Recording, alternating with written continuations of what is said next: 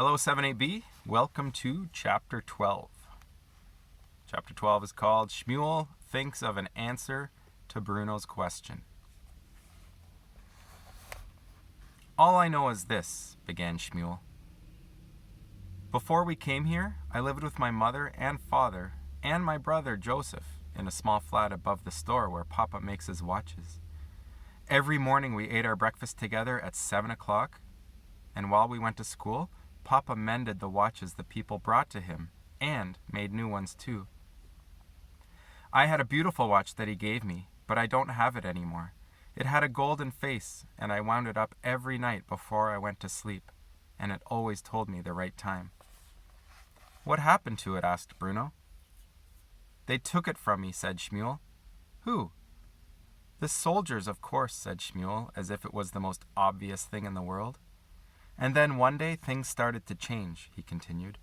I came home from school and my mother was making armbands for us from a special cloth and drawing a star on each one. Like this. Using his finger, he drew a design in the dusty ground beneath him. And every time we left the house, she told us we had to wear one of these armbands.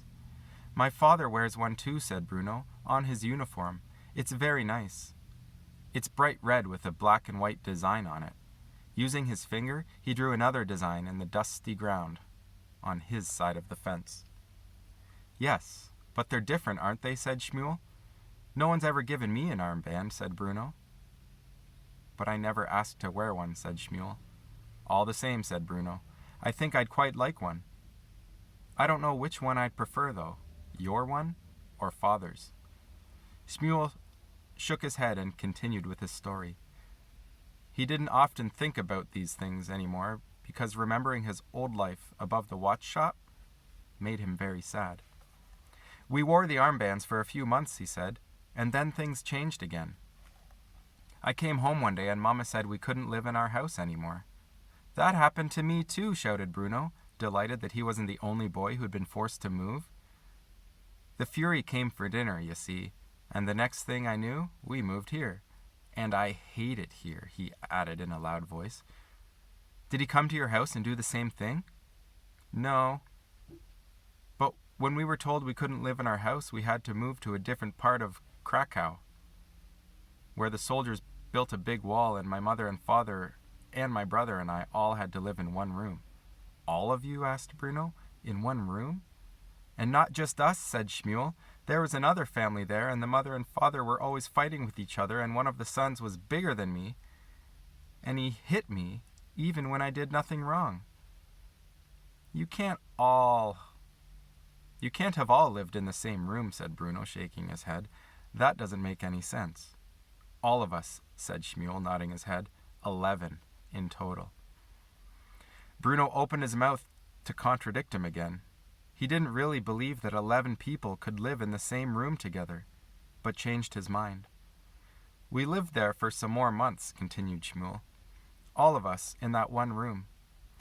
There was one small window in it, but I didn't like to look out of it because then I would see the wall, and I hated the wall because our real home was on the other side of it. And this part of town was the bad part because it was always noisy and it was impossible to sleep. And I hated Luca, who was the boy who kept hitting me, even when I did nothing wrong. Gretel hits me sometimes, said Bruno. She's my sister, he added, and a hopeless case. But soon I'll be bigger and stronger than she is, and she won't know what's hit her then.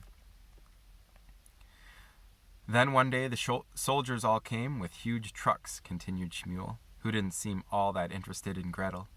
And everyone was told to leave the houses. Lots of people didn't want to, and they hid wherever they could find a place. But in the end, I think they caught everyone. And the trucks took us to a train, and the train... He hesitated for a moment and bit his lip. Bruno thought he was going to start crying, and couldn't understand why. The train was horrible, said Shmuel. There were too many of us in the carriages, for one thing, and there was no air to breathe, and it smelled awful. That's because you all crowded onto one train, said Bruno, remembering the 2 trains he had seen at the station when he left Berlin. When he came here, There was another one on the other side of the platform, but no one seemed to see it. That was the one we got. You should have got on it too. I don't think we would have been allowed, said Shmuel, shaking his head. We weren't able to get out of our carriage. The doors are at the end, explained Bruno. There weren't any doors, said Shmuel.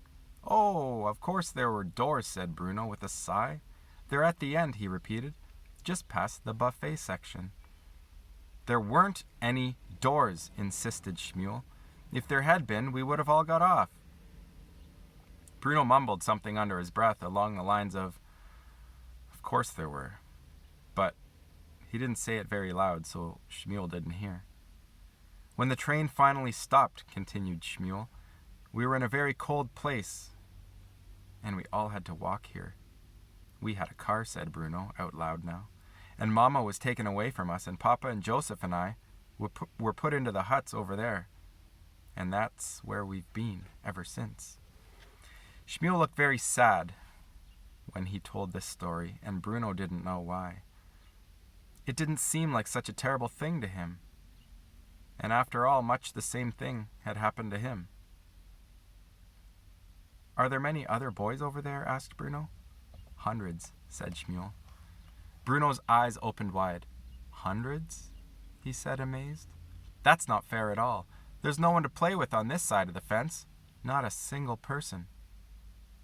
We don't play, said Shmuel. Don't play? Why ever not? What would we play? He asked, his face looking confused at the idea of it. Well, I don't know, said Bruno. All sorts of things. Football, for example. Or exploration. What's the exploration like over there anyway? Any good? Shmuel shook his head and didn't answer. He looked back towards the huts and turned back to Bruno then. He didn't want to ask the next question, but the pains in his stomach made him. You don't have any food, do you? He asked. Afraid not, said Bruno. I meant to bring some chocolate, but I forgot. Chocolate, said Shmuel very slowly, his tongue moving out from behind his teeth. I've only had chocolate once. Only once? I love chocolate. I can't get enough of it, although Mother says it'll rot my teeth. You don't have any bread, do you? Bruno shook his head. Nothing at all, he said. Dinner isn't served until 6:30. What time do you have yours? Shmuel shrugged his shoulders and pulled himself to his feet. I think I'd better get back, he said. Perhaps you can come to dinner with us one evening, said Bruno, although he wasn't sure it was a very good idea. Perhaps, said Shmuel, although he didn't sound convinced.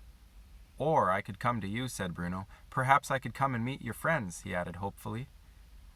He had hoped that Shmuel would suggest this himself, but there didn't seem to be any sign of that. You're on the wrong side of the fence, though, said Shmuel. I could crawl under, said Bruno, reaching down and lifting the wire off the ground. In the center, between the wooden telegraph poles, it lifted quite easily, and a boy as small as Bruno could easily fit through. Shmuel watched him do this and backed away nervously. I have to go back, he said. Some other afternoon then, said Bruno. I'm not supposed to be here. If they catch me, I'll be in trouble. He turned and walked away, and Bruno noticed again how small and skinny his new friend was. He didn't say anything about this because he knew only too well how unpleasant it was being criticized for something as silly as your height, and the last thing he wanted to do was be unkind to Shmuel. I'll come back tomorrow, shouted Bruno to the departing boy, and Shmuel said nothing in reply. In fact, he started to run off back to the camp, leaving Bruno all on his own.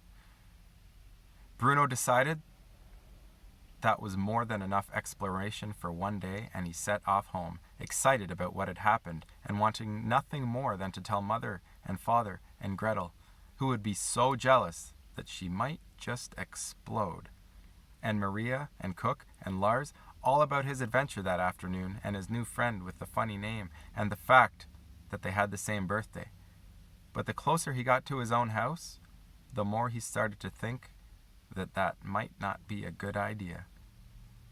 After all, he reasoned, they might not want me to be friends with him anymore, and if that happens, they might stop me coming out here at all. By the end, he went through his front door and smelled the beef that was roasting in the oven for dinner, and had decided that it was better to keep the whole story to himself for the moment and not breathe a word about it. It would be his own secret. Well, his and Shmuel's. Bruno was of the opinion that when it came to his parents, and especially when it came to his sisters, what they didn't know couldn't hurt them. And that's chapter 12. We'll see you next time for chapter 13.